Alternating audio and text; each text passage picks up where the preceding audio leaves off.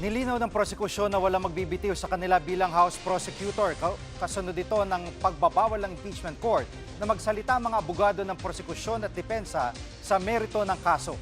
Live mula sa Batasang Pambansa, nangunguna sa balita si News 5 House Correspondent Marian Enriquez. Marian, sino nang itatalaga spokesperson ng prosecution? Jiggy, wala pa ngang sinasabi kaugnay niyan, itong House Prosecution Panel. Pero kanina may paglilinaw.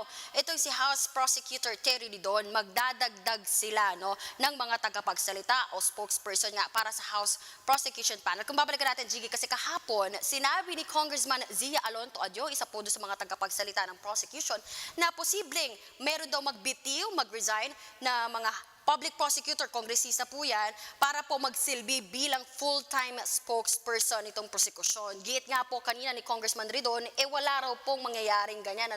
Una, mananatili pa rin po na spokes po itong sina Congressman Zia Alonto Adyong, Congresswoman Rene Co, andyan din si Congressman dating Ace Barbers, at ang tinitingnan po nila ay magtatap o magdadagdag nga po sila, maybe mga dati rin pong mga congressman na kasabayan daw po ni Congressman Ace Barbers sa 19th Congress, o kaya yung iba pang mga kongresista, kasalukuyang kongresista po ngayon. According pa nga po kay Congressman Ridon, patuloy pa rin daw po sila, itong mga prosecutors na magsasalita kaugnay po dito sa paglilitis. At pero syempre within dito nga sa tinatawag na sub judice rule. Kabilang na riyan yung maaari nga pa rin pong talakay nito ng mga prosecutors ay yung tungkol syempre doon sa pag-usad o yung proseso nga ng paglilitis, gayon na rin kung sino-sino yung mga ilalatag na testigo, pati na rin ay yung sequencing ng trial, at syempre kasama na rin dyan yung true, fair, and accurate reporting. Kung babalikan po natin kasi nagbabanga ng sub judice rule, ng babala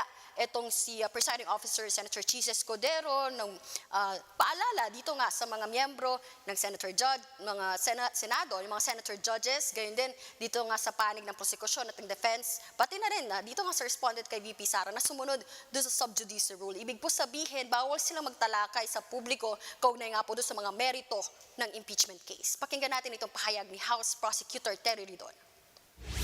Magpapatuloy pa rin pong magpaliwanag sa publiko ang lahat ng mga prosecutors ng House Prosecution Panel.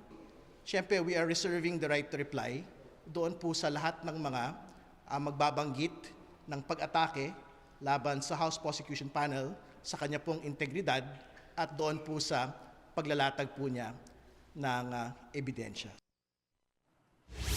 At Marian, nag-assessment ng prosecution sa sinalang nilang mga hostile witness na sina dating SDO Gina Acosta at OVP Assistant Chief of Staff Lemuel Ortonio.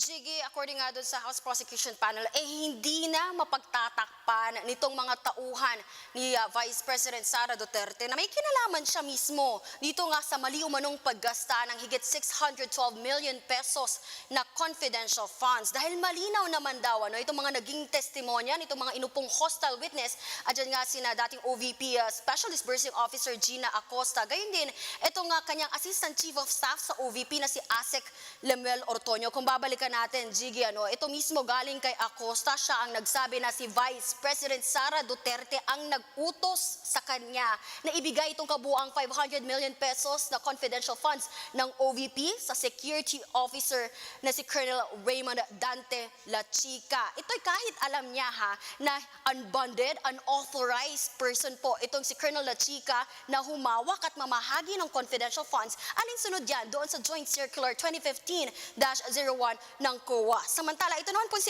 ASEC Ortonio, sa kanya nga lumabas na si Vice President Sara Duterte po ang pinaka-responsable sa lahat kaugnay nga po dito sa confidential funds. Ayon nga kay Ortonio, si VP Sara po ang lumagda sa mga dokumento mula nga doon sa paghiling ng confidential funds hanggang doon sa liquidation reports, pati yung certification nga kaugnay nga dito sa confidential funds. Ibig sabihin po, according sa kanya, lahat po ng galaw nila kaugnay dito sa confidential funds ay alam at otorisado ni VP Sara. Kaya according to the prosecution, kay particular na kay Deputy Speaker Paulo Ortega, lahat ng ito may basbas ni VP Sara.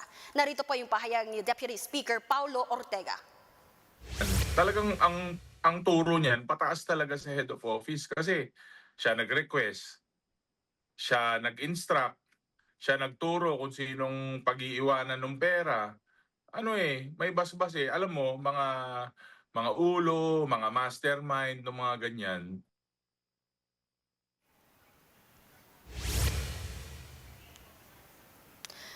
Jiggy, sa susunod na linggo, inaasahan nga na iuupo naman ng mga testigo ay yung dalawang AFP officials. Yan nga po, sina Colonel Buransing, Colonel Panopio, kaugnay nga po doon sa DepEd confidential funds na ginamit umano para nga sa ilang mga aktibidad gaya po ng Youth Leadership Summit. At inaasahan din yung pag-upo nga bilang testigo nitong si Defense Counsel Attorney Michael Powa.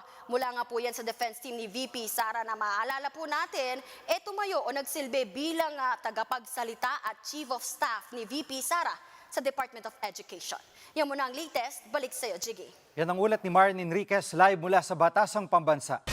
Mga kapatid, Jiggy Manikad po. Pagdating sa mahalagang balita sa loob at labas ng bansa, dapat una sa lahat, mag-follow at mag-subscribe na sa social media pages ng News 5.